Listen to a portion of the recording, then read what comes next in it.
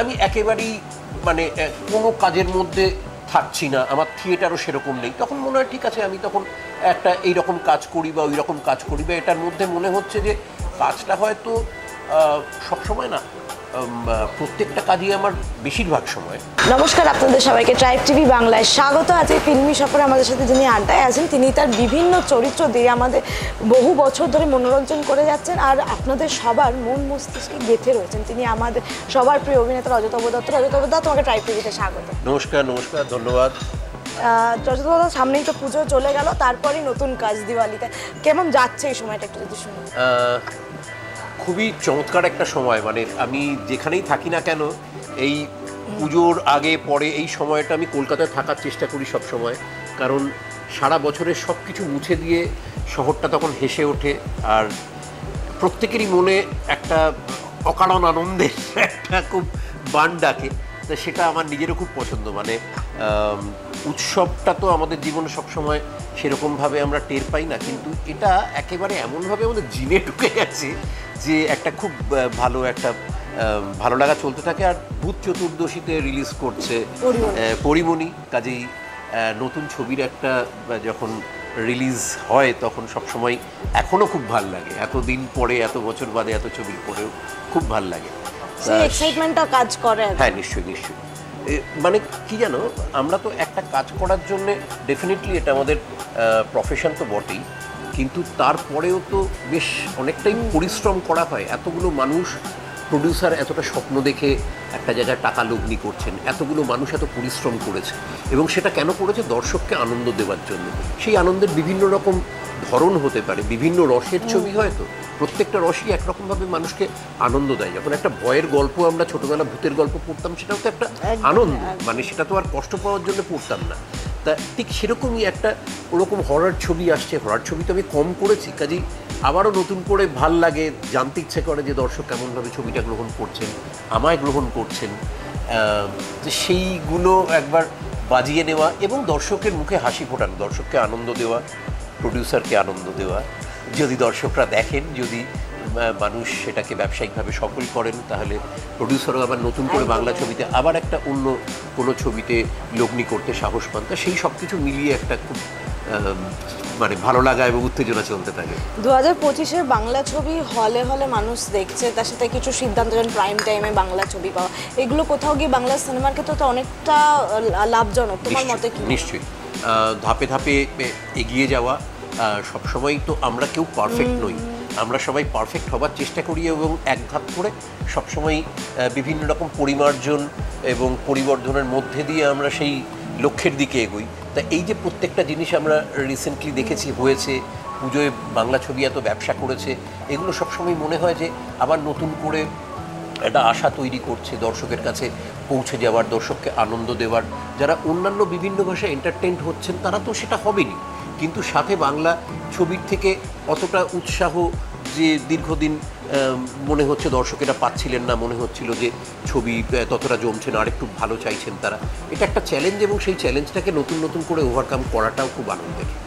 অন্য ভাষার ছবির জন্য তো নিজেদের ভাষার ছবিও কোথাও গিয়ে চাপা পড়ে যাচ্ছে, যেটা প্রাইম টাইমের গল্প এখন যেটা হচ্ছে। দেখো, শিল্পে তো সেটা সবসময়ই হবে।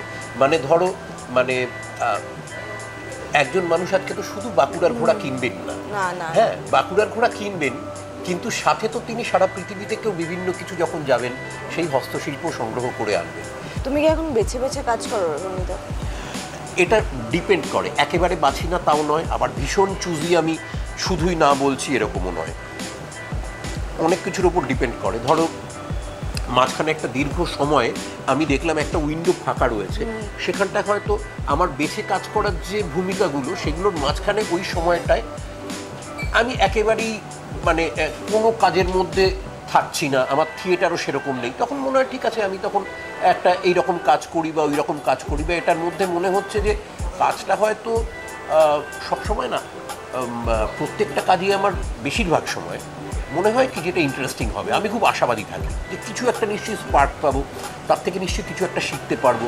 নতুন এত ছেলেরা আসছে, নতুন টেকনিশিয়ানরা, নতুন ডিরেক্টর, স্ক্রিপ্ট রাইটার, কারণ গল্প শুনে স্ক্রিপ্ট পড়ে সবসময় আগের থেকে বোঝা যায় না। আমি ওইগুলোকে খুব গুরুত্ব দিই না। আমি মনে করি সবসময় আমার কাজের মধ্যে থাকতে হবে, তার মধ্যে কিছু কাজ হয়তো বেশ কয়েক বছর থেকে যাবে, কিছু কাজ একেবারেই থাকবে না, কিছু কাজ করতে গিয়ে ভাল লাগবে না, কিছু কাজ করতে গিয়ে দারুণ লাগবে, কিন্তু কোনটা আমার করতে ভাল লাগছে বা লাগছে না সবসময় সেটার উপরও সাফল্য নির্ভর করে না। হ্যাঁ দাদা, তুমি কি কমার্শিয়াল সিনেমার ওই ভিলেন এরাটাকে মিস করো? মিস করি বলবো না, ধরো প্রতি 15-20 বছর বাদে বাদে না আমি দেখেছি ছবির ধরন চেঞ্জ হয়ে যায়। সারা পৃথিবীতে তো আরও কম দিন, 8 বছর 10 বছরে বদলে যাচ্ছে। বাংলা ছবি হয়তো 10-12 বছরে বদলায়। তখন তার সাথে যে টেকনিশিয়ানরা জড়িয়ে রয়েছেন, স্ক্রিপ্ট রাইটার, ডিরেক্টর, অভিনেতা, সবাই হয়তো একটা দল বদলে যাচ্ছে। তা আমি সেখানটায় বেশ কয়েকটা যুগ ধরে যে আমি কাজ করবার সুযোগ পাচ্ছি এবং নিজেকে বদলে বদলে নিতে পারছি সম্ভবত, কারণ এখনও আমি কাজ করে যাচ্ছি। কাজে এটা আমার কাছে তখন খুব আনন্দের লাগে এবং সেটা আমার কাছে মনে হয় যে ওই নতুন কাজগুলো যদি আমি করি সেটা ভালো খারাপ যাই হতে পারে, কিন্তু আমার এই নতুন প্রজন্ম বা যারা আমার থেকে অনেক ছোট তারা কিভাবে ভাবছে, তারা কি পছন্দ করছে বা করছে না, এবং একই সাথে দর্শকও তো বদলে বদলে যাচ্ছে। তাদের কেটার করতে পারার জন্য আমার নিজেকে যে ওই সবসময় একটা ব্রাশ আপ করে রাখার অন্তত চেষ্টা করছি আমি, সেটা আমার কাছে খুব ইন্টারেস্টিং। ওই ছবি তখন মানে ধরো কমার্শিয়াল একদম হার্ডকোর ভিলেন হিরো এইরকম ছবি তখন হতো 90%, 10 ভাগ হতো হয়তো অন্য ধারার ছবি। এখন হিসেবটা উল্টে গেছে, এখন হয়তো 10 ভাগ ছবি হচ্ছে ওই রকম মানে একদম হার্ডকোর কমার্শিয়াল, বাকি অন্য ধারার ছবি হচ্ছে।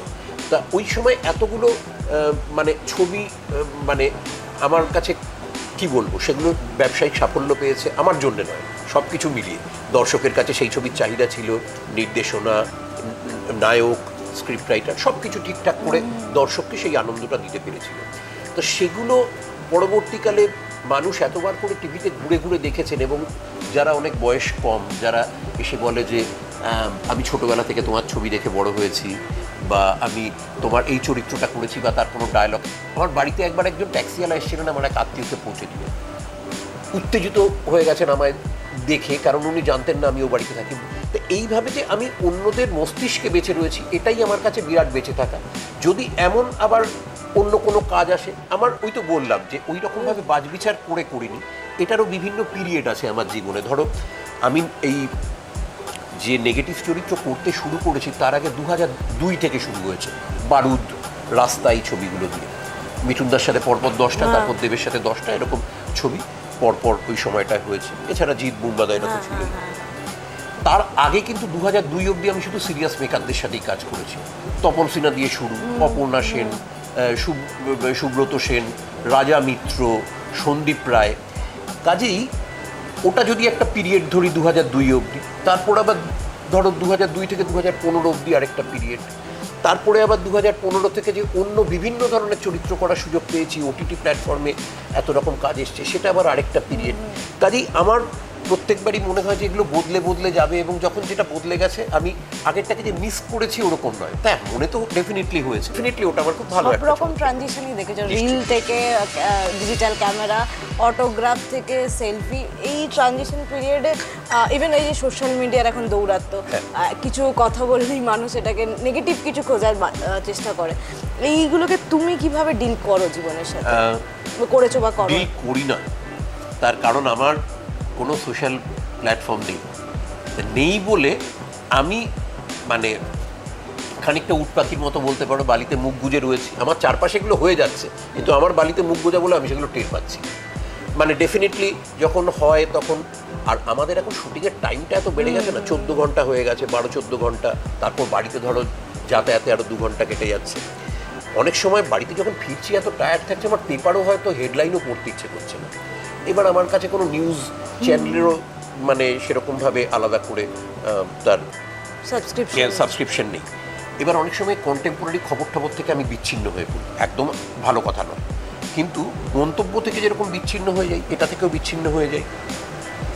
কেউ হয়তো ফোন করে একদম টাটকা কোনো খবর সম্বন্ধে আমার মানে একটা জিজ্ঞেস করলো, রিয়াকশন কি, আমি জানিই না ওটা, তক্ষুনি শুনে পর্যালোচনা না করে না বুঝে কি করে করবো, ওই সময় তো করা যায় না, থতমত খেয়ে যাই। তা সেগুলো পিছিয়ে পড়ার দিক এবং বলতে পারো খুবই খারাপ দিক। ভালো দিক হচ্ছে যে আমি নিজেকে নিয়ে চমৎকারভাবে আমার চারদিকে একটা আনন্দ পরিবেশ নিজে তৈরি করে নিতে পারি। ডোপামিন আমার এখান থেকে সিক্রেশন হয় এবং আমি চাইলে নিজেই সেটাকে সিক্রেশনটা করতে পারি। তার জন্য রিল লেখার প্রয়োজন পড়ে না। আমি একটু বই পড়লে, একটু গান শুনলে বা বাড়িতে বসে যদি একটা সিনেমা দেখি খানিকক্ষণ, তাতেই, এবং আমার বাড়ির কাছাকাছি পছন্দের মানুষের সাথে থাকলে আমার এমনিতেই ওই আনন্দটা তৈরি হয়ে যায়। পরিমণি আসছে, সিদ্ধার্থ সৌভিকের ছবি, সৌভিকের সাথে আগে ছবি করেছি, আবারও করছি। এটা একটা হরর ফিল্ম বা প্যারানর্মাল অ্যাক্টিভিটিস নিয়ে একটা ছবি। তাতে আমার কাজটা হচ্ছে ওই প্যারানর্মাল অ্যাক্টিভিটি, একজন ডিটেক্টর বা কি বলবো, ইনভেস্টিগেটর। তা সেই ছবিটা করতে আমি এরকম ছবি খুব বেশি তো করিনি, মজা লেগেছে।